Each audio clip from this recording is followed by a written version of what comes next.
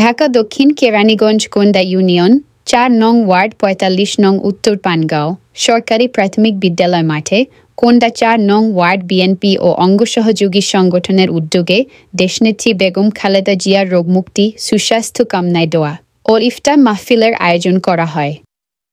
উক্ত অনুষ্ঠানে প্রধান অতিথি হিসেবে উপস্থিত ছিলেন ঢাকা জেলা বিএনপির সাধারণ সম্পাদক ও কেরানীগঞ্জ উপজেলা দক্ষিণ শাখা বিএনপির সভাপতি অ্যাডভোকেট নিপুণ রায়চৌধুরী।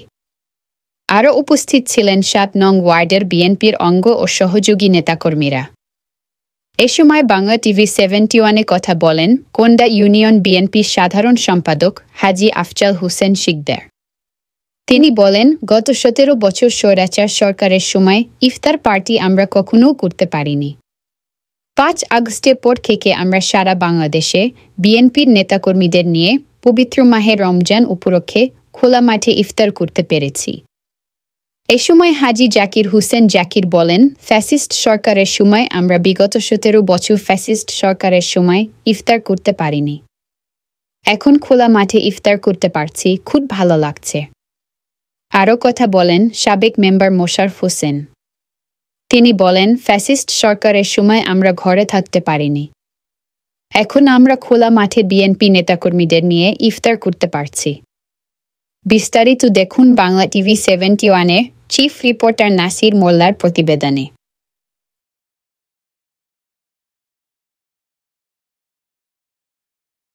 যে আমরা দেখতে পাচ্ছি সেক্রেটারি সাহেব ইফতার পার্টি আপনারা খোলা মাঠে করছেন, আসলে এই যে ১৭ বছর এইভাবে কি ইফতার করতে সক্ষম হয়েছিলেন? বিসমিল্লাহির রহমানির রহিম। আসসালামু আলাইকুম। আজকে আল্লাহ তাআলার অশেষ রহমতে আমরা খোলা আকাশের নিচে, খোলা বাতাসের নিচে সবাইকে নিয়ে, এলাকার আপামর জনসাধারণকে নিয়ে আমরা আজকে যে ইফতার পার্টি করতে যাচ্ছি। বিগত ১৭ বছরে আমরা এই উন্মুক্ত আকাশের নিচে আমরা কোনো ইফতার পার্টি করতে পারি নাই। আওয়ামী লীগের সন্ত্রাসীরা আমাদেরকে সেই ইফতার পার্টি করতে দেয় নাই।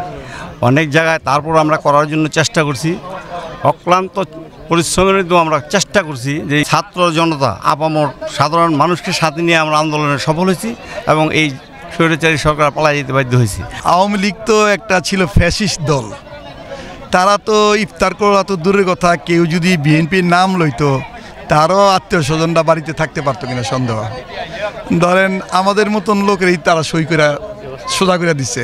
তো অতএব ইফতারি পার্টি তো দূরের কথা, ইফতারির নামটা পর্যন্ত লওয়ার মতো মনে হয় ক্ষমতা ছিল না, দলীয় আমেজে করব। অতএব অতীত দিনটা একরকম ছিল, আর এখন তো যেহেতু এই ৫ই আগস্টের পরে দেশে একটা অন্যরকম রাজনৈতিক অবস্থা বিরাজমান, তো বলা চলে যে মানুষের মধ্যে এটা রিয়াকশন যে এই ১৭ বছর আমরা কোনো ইফতার করতে পারি নাই দলীয় আমেজে। হয়তো তারা তাদের সরকারিভাবে কি করছে সেটা তাদের আমেজে করছে, কিন্তু বিরোধী দলের প্রতি তাদের কোনো শ্রদ্ধাবোধ, মমত্ববোধ কিছুই ছিল না বলেই তারা এই ইফতারটাকে তারা সম্মান দেয় নাই। আসলে ইফতারটা তো কোনো রাজনীতিক না, এই ইফতারের উসিলায় আপামর ধর্মপ্রাণ মুসলমান মানুষেরা ইফতার করবে, এটা ছিল আওয়ামী লীগ, যার জন্য আওয়ামী লীগের প্রতি মানুষের ধিক্কার জন্ম হইতে হইতে আজকে আওয়ামী লীগ এই অবস্থা আসছে। আল্লাহ তাআলার অশেষ রহমতে আমরা এখানে ইফতার করতেছি, কিন্তু ১৭ বছরে আমরা কখনো কোনো বছর ইফতার করতে পারি নাই, এখানে বসতেই পাইনি, বাসায় থাকতে পারিনি, আবার ইফতার করতে রোজা থুইয়া রোজা পাই অন্য বাসায় গিয়ে ইফতার করানো লাগছে। এই অবস্থায় আমরা এই ১৭ বছর চলছি। দেশনেত্রী বেগম খালেদা জিয়ার রোগ মুক্তি, সুস্বাস্থ্য ও দীর্ঘায়ু কামনায় দোয়া ও ইফতার মাহফিল ৪ নং ওয়ার্ড কর্তৃক বিএনপি অঙ্গ সহযোগী সংগঠন কর্তৃক আয়োজিত আজকের এই ইফতার মাহফিল। তবে একটি কথা আমার বলতে হয়, কেরানীগঞ্জ মা মাটি মানুষের নেতা, বীর মুক্তিযোদ্ধা, সাবেক মন্ত্রী, জাতীয় স্থায়ী কমিটির অন্যতম সদস্য দাদাবাবু গয়েশ্বরচন্দ্র রায় এবং রাজপথের অগ্নিকন্যা, ঢাকা জেলা বিএনপির সংগ্রামী সাধারণ সম্পাদক, দক্ষিণ কেরানীগঞ্জ থানা বিএনপির সভাপতি, রাজপথের অগ্নিকন্যা অ্যাডভোকেট নিপুণ রায়ের নেতৃত্বে আমরা বিগত ১৭ বছর এত জেল জুলুমের মাধ্যমেও আমরা বিশাল আকারে ইফতার পার্টি কিন্তু করেছি। মানুষ ভোট দিতে পারে নাই, মানুষ আইনের সুশাসন পায়নি, মানুষ মানবাধিকার থেকে বঞ্চিত হয়েছে না? এই মানবাধিকার আমাদেরকে প্রতিষ্ঠা করতে হবে। আইনের সুশাসন আমাদেরকে প্রতিষ্ঠা করতে হবে। বাংলাদেশের জনগণের কাঙ্ক্ষিত গণতন্ত্র আমাদেরকে পুনরুদ্ধার করতে হবে ভাইয়েরা। ফ্যাসিস্ট সরকারের পতনের মাধ্যমে আমরা আংশিক বিজয় অর্জন করতে পেরেছি। এই বিজয় অর্জন করতে যে দীর্ঘ 15 বছর আপনাদের সবাইকে নির্যাতিত হতে হয়েছে, নিপীড়নের শিকার হতে হয়েছে। অনেকের বাড়ি ঘর দখল করে আওয়ামী লীগ তার বাড়ি ঘর তৈরি করেছে না? আপনাদেরকে ভিটে মাটি ছাড়া করেছে। আর কয়টা দিন বাংলাদেশের জনগণ একটা ভোট চায়, বাংলাদেশের জনগণ তার নির্বাচিত সরকার চায়। আর জনগণের নির্বাচিত সরকার গঠন না হওয়া পর্যন্ত বাংলাদেশ জাতীয়তাবাদী দল আমরা সবাই ঐক্যবদ্ধ থাকবো। আপনারা দয়া করে জনগণের কাতারে থাকেন, জনগণের পক্ষে কথা বলবেন, জনগণের স্বার্থ নিয়ে আপনারা কথা বলবেন। আপনাদের দরকার নাই টিএসসিবির মানে ওই যে ভাগাভাগির দরকার নাই, আমাদের দরকার নাই কোনো টেন্ডার, আমাদের লাগবে না। দীর্ঘ 17 বছর ধরে টেন্ডারবাজি না করে যদি আপনারা দলকে চালিয়ে রাখতে আর কয়টা দিন আপনারা কেন পারবেন না ভাইরা? অনেকে আমাদেরকে বলে যে এইখানে খাদ্য বান্ধবের এই অনুদান এটা আমরা কেন পাই না, অমুকে পেয়েছি। ভাই আমাদের এগুলো লাগবে না, দয়া করে এইসব তকবির আপনারা করবেন। আপনারা জনকল্যাণে কাজ করেন, আপনারা যতটুকু আছে জনগণের সাথে নিয়ে আপনারা ভাগ করে খান। আমরা জনগণ হচ্ছে আমাদের অনেক বড় শক্তি। এখনো ষড়যন্ত্র চলছে, কেন একটা রাজনৈতিক দলের আওয়াজ আপনারা শুনতে পাচ্ছেন না? 17 বছর দেখেছেন আপনারা তাদেরকে? দেখেন নাই, তারা আওয়ামী লীগের সাথে আঘাত করেছিল। এখন দেখা যাচ্ছে তাদের পরিচয়, কেউ শিবির করে, কেউ জামাত ইসলাম করে। হচ্ছে না এইগুলো উপলব্ধি করেন।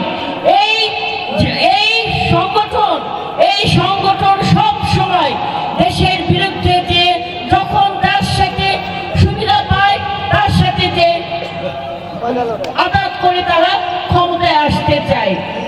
তাই ভাইরা আপনাদেরকে বলবো, বিএনপি পথধারী কিংবা বিএনপি করেন অঙ্গ সহযোগী সংগঠনে, দয়া করে কেউ সাধারণ জনগণের উপর জুলুম করবেন না। দয়া করে আপনারা কেউ চাঁদাবাজি করবেন না। দয়া করে আপনারা কেউ টেন্ডারবাজিতে সক্রিয় হবেন না। দয়া করে আপনারা কেউ নিজেদের মধ্যে বিভেদ তৈরি করবেন না। আমরা ঐক্যবদ্ধ থাকলে আমার নেতা দেশনায়ক জনাব তারেক রহমান দেশের মাটিতে ফিরে আসতে পারবে।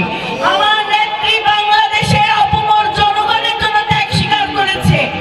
প্রিয় দর্শক, এই মুহূর্তে আমরা ঢাকা দক্ষিণ কেরানীগঞ্জ কুন্ডা ইউনিয়ন 4 নং ওয়ার্ডে আমরা এসেছি।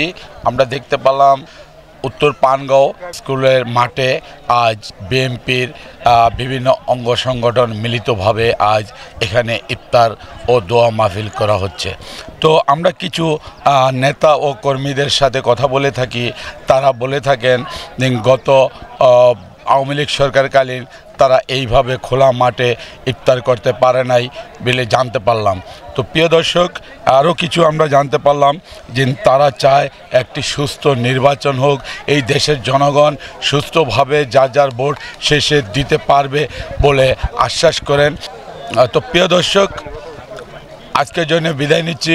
সবাই ভালো থাকবেন, সুস্থ থাকবেন, বাংলা টিভি 71-এর সঙ্গে থাকবেন, পাশে রয়েছে খোঁজখবরের সাথেই থাকবেন। আল্লাহ হাফিজ।